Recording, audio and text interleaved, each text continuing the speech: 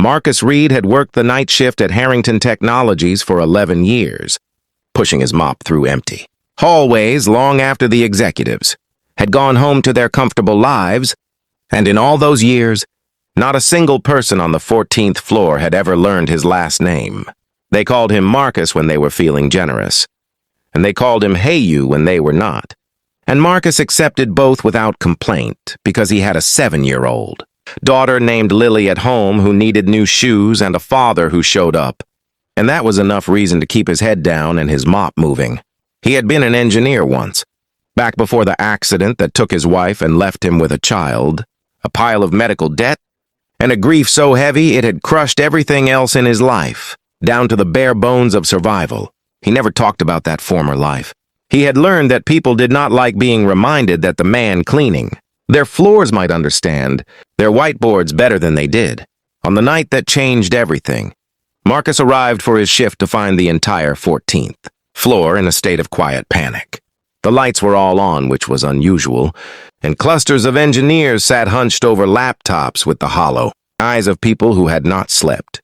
And somewhere in the glass-walled conference room, a man Marcus recognized as CEO Jonathan Harrington was pacing back and forth like a caged animal. Marcus had seen Mr. Harrington maybe 4 times in 11 years, always from a distance, always as a blur of expensive suits moving too fast to notice the man with the mop. Tonight was no different. Marcus began his work quietly, moving around the edges of the floor, and as he cleaned near the open conference room door, he could not help but hear the conversation bleeding out into the hallway. A $100 million contract with the federal government was on the line.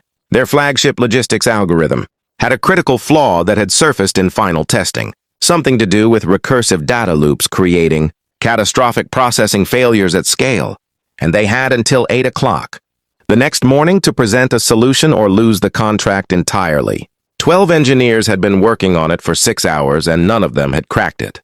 Marcus paused his mop. He had not meant to stop. He had not meant to do anything except finish his shift and go home.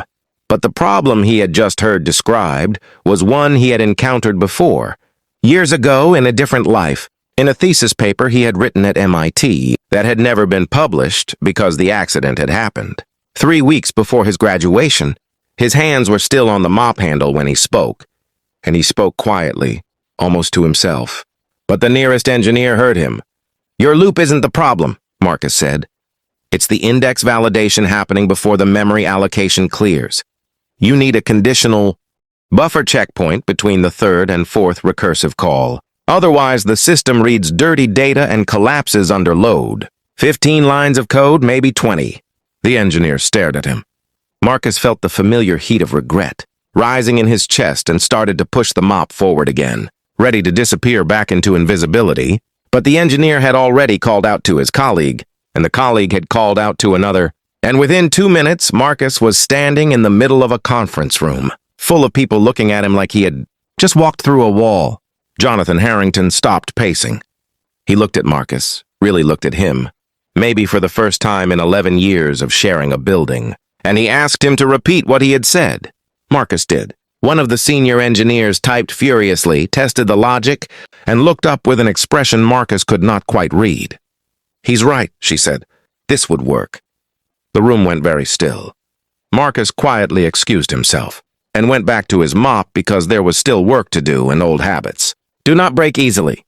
But Jonathan Harrington followed him into the hallway, and what he said there, Marcus would remember for the rest of his life. He did not offer charity. He did not offer pity. He said, "I have wasted 11 years of your talent, and I am sorry, and if you'll let me, I'd like to stop wasting it." The next morning, after the contract was signed and the champagne was poured on the 14th floor, Marcus Reed sat in a new office with his name on the door, a salary that meant Lily would never worry about shoes again, and a quiet sense that the life his grief had buried had not disappeared after all. It had only been waiting, patient and steady for someone to finally see it. If this story moved you, please like, share, and subscribe to Kindness Corner Stories, where every story reminds us that greatness has no uniform.